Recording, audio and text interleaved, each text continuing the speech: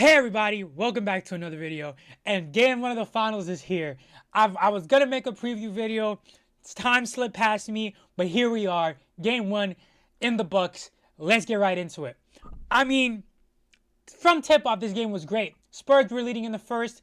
It was a great game, but it was spooky. Brunson went down early, came back, went down, tweaked his ankle, and he played throughout the entire game. And man, if you look at the box score, you're like, wow, did Brunson struggle? He had 30 points on 31 shots. 30 points on 31 shots. But I will tell you this, for those who watched the game, he is the reason they won this game tonight.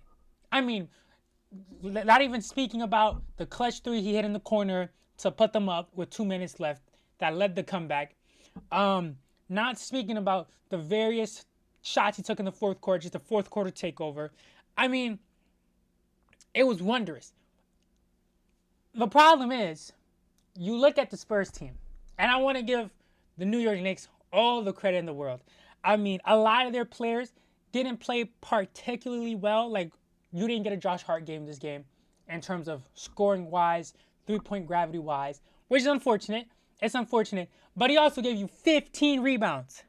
15 rebounds. I mean, to get that type of production from a wing player is amazing.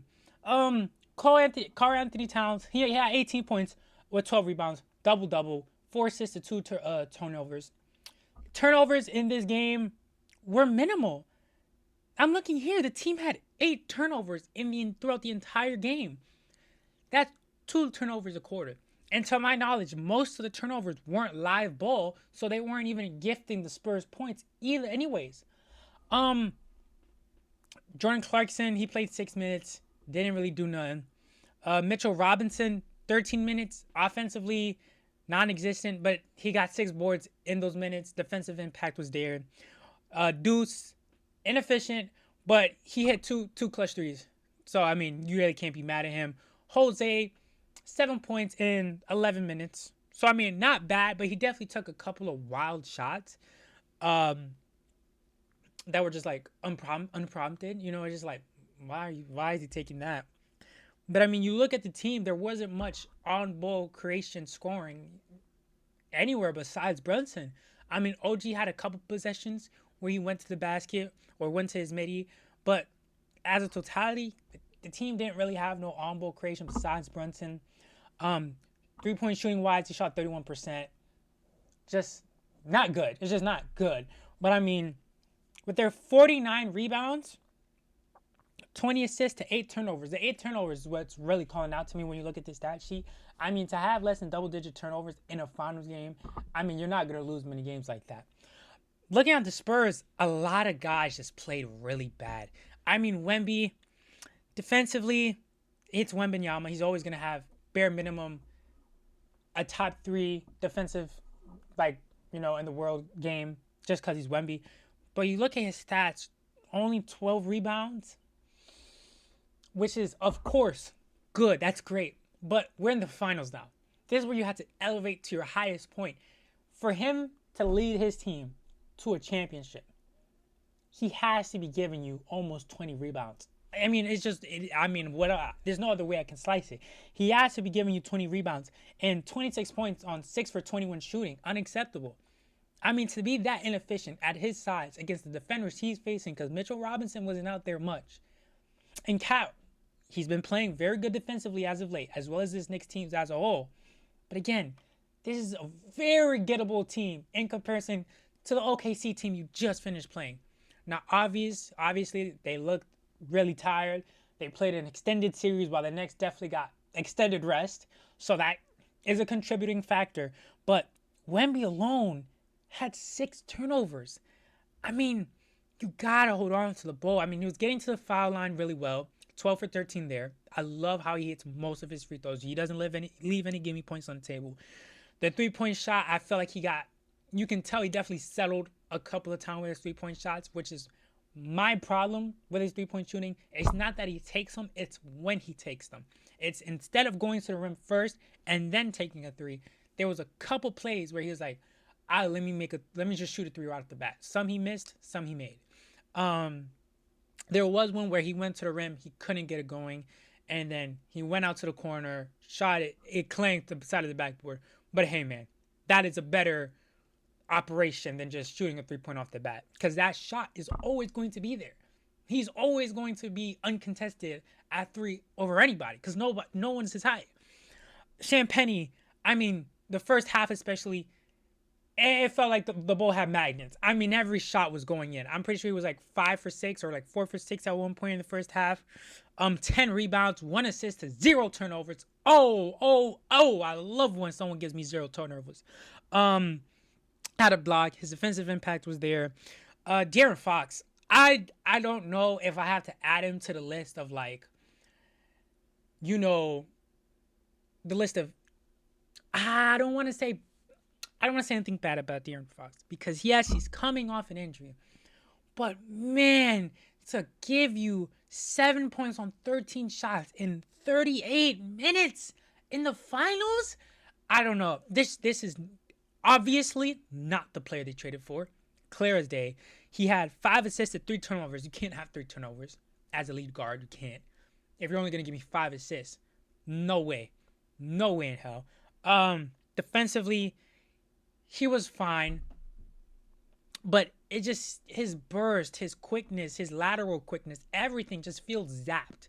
He just looks like a shell of himself. He looks like if he's 38 instead of 28 or however old he is. He's just not good. And I don't know what needs to happen, but he is the X factor for this Spurs offense. And it's hard for me to say, oh, it's just because of injury, because prior to that injury, he wasn't that good to begin with. I mean, he had that one game in the Portland series, but besides that, he's been downright terrible for a player you're paying $40 million to. And we give him as much leeway as possible due to injury, but at this point, if you're gonna suit up to play, you have to come to play because he's damn near a liability for his team. The only positive he brings, genuinely, is that he lessens the workload for Stephon Castle and Devin Harper, which is a big thing because you look here, Cass only had 2 turnovers, while in the OK series he had like 10 to 11 turnovers. Insanity.